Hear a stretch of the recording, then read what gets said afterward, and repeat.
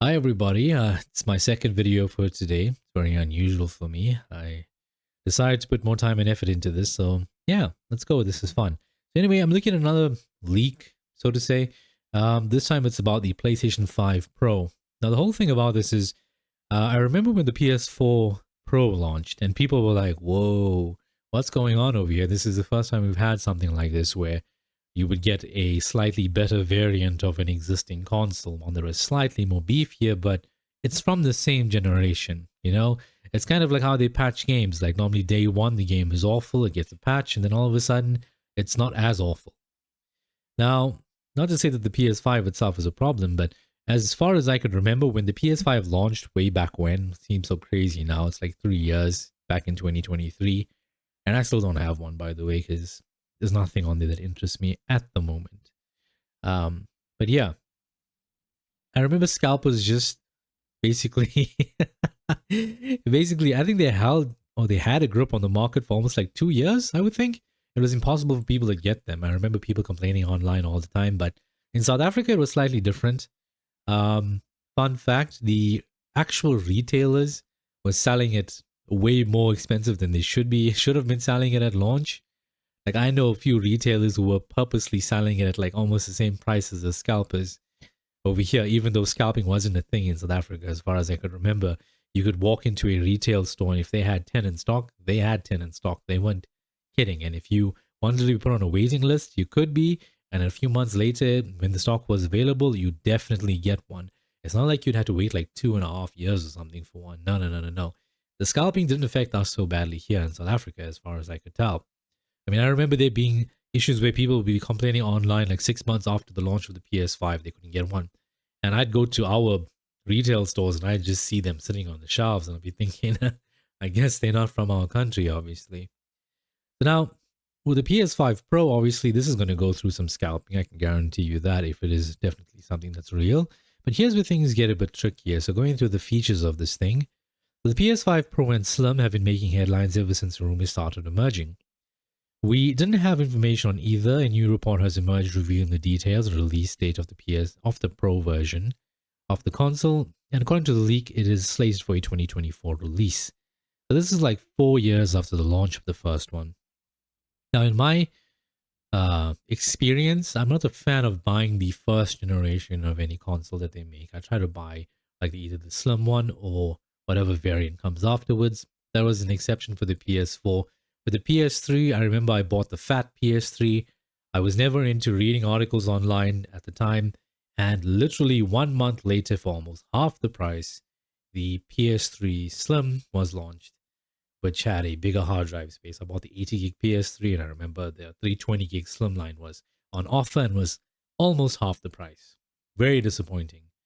I should have read more, but I'm glad I do that now.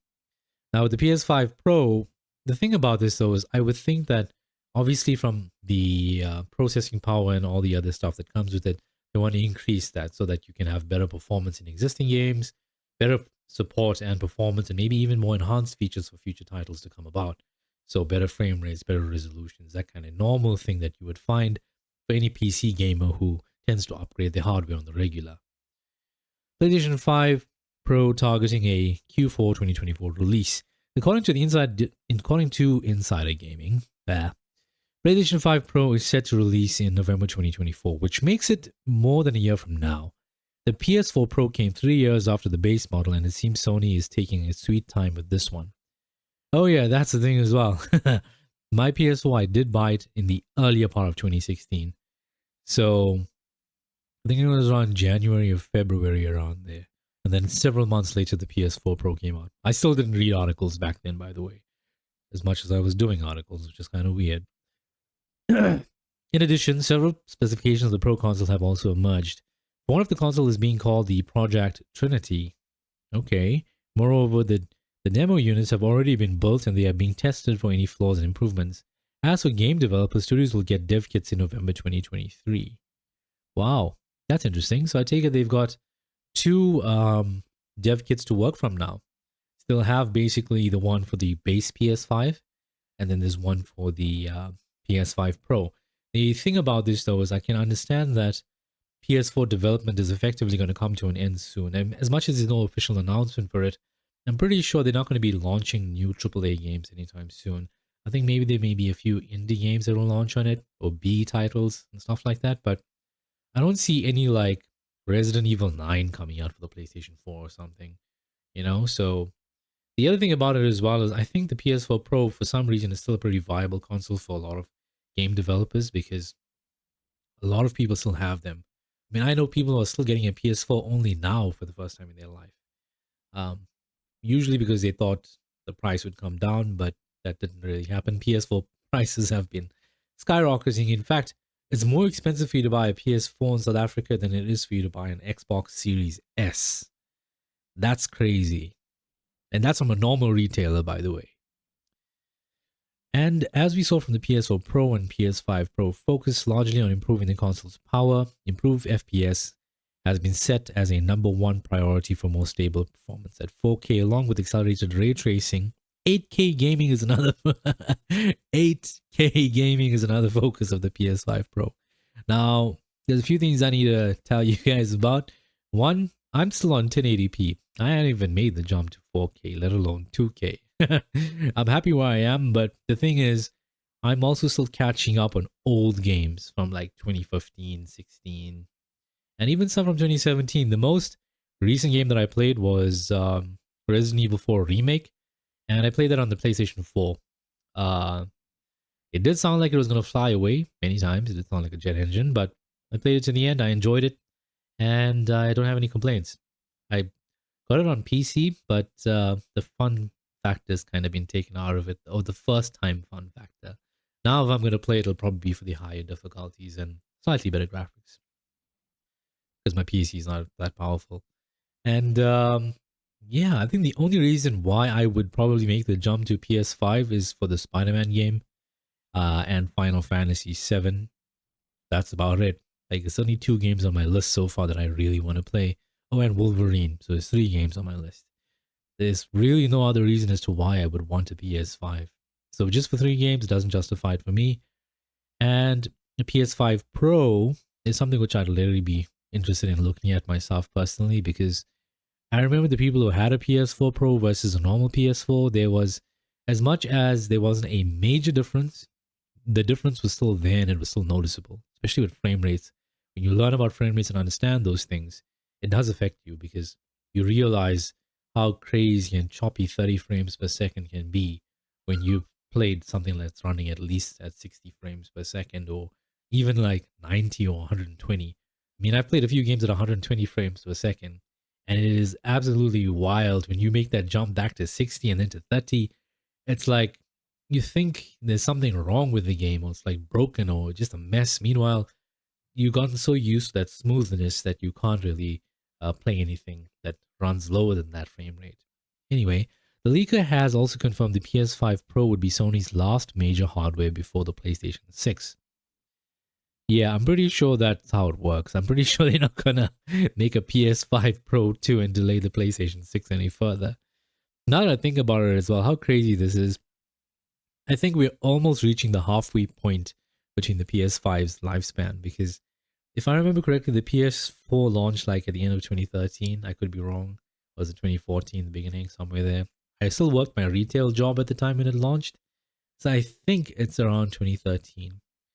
And like 7 years later, we get the PS5. So I'm guessing the average lifespan for these things are now 7 years, especially with the way PC gaming works and operates, graphics cards, that kind of stuff. So yeah, does that mean the rumored PS5 Slim comes before the Pro, or doesn't come at all? That cannot be said right now. I think what they're going to do is launch 2 models simultaneously. Just my opinion. The PS5 Slim will be geared towards people who are obviously looking for a slightly more budgeted version of the PS5, in my opinion. Basically, it'll be something that is probably going to have the exact same specs as the current PS5, but they're probably going to make some revisions to the hardware that makes it cheaper to manufacture. Maybe even a smaller size SSD, internal SSD that is, and they'll maybe try to focus a bit more on expansion slots to get the memory up a bit. I think there would be other, obviously, cost-saving manufacturing techniques going into it. So I suspect the PS5 Slim will be cheaper than a normal base PS5. Performance wise, would probably be the same. And I think they'll be a bit more open to how you can get access to upgrading stuff as well. They'll probably make it easier if it's already not easy enough. And those SSDs that pop in, they would probably be more freely available at that time or easily available. The PS5 Pro, on the other hand, I definitely think that'll be a bit of a price jump as opposed to the PS5, the base PS5, that is. I can't imagine them selling it at the same price as the PS5 because, one, that's going to leave a really bad taste in the mouth of current PS5 owners, especially people who bought it at launch day. And at the same time, I would think the Pro would probably be something relegated more towards enthusiasts. So people who just have been saving all this time to buy a PS5 and decides to save the little bit extra to get the PS5 Pro. I don't see the average person who's going to be playing FIFA or Call of Duty. All of a sudden, their parents are just going to break the doors down of a retailer and demand a PS5 Pro. I don't think that's going to happen. If that does happen, you need to get more parents like that out there. But yeah, that's it for this video. I think I'm going to leave it there because right now, just a rumor. And if I've learned anything over these past recent years, when it comes down to rumors in the gaming industry, these things can be a 50-50. Sometimes it's just complete nonsense.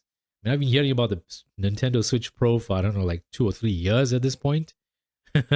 And well, now the PS5 Pro is here. And this is obviously a concept. It's not a real rendition of what the thing is going to look like. It's just, I probably think, a fan-made render in some who knows what program. But that's it. I'm going to leave it over there for this video. If you liked it, enjoy it. What do you think about the PS5 Pro? Is this something that you're going to jump at? PS5 Slim, me personally, I think I'd get that. Reason being is, I don't like the fact that the PS5 is so huge. I mean, my PC is already massive enough and that thing irritates me with the amount of space that it takes. I find it really annoying when something takes too much of space on your desk, especially when you have limited space. I'm hoping as well with the PS5 revisions that they get in the future, the PS5 Slim and the PS5 Pro, they figure out a way to work around the whole mess with liquid metal and all the HDMI problems and stuff like that.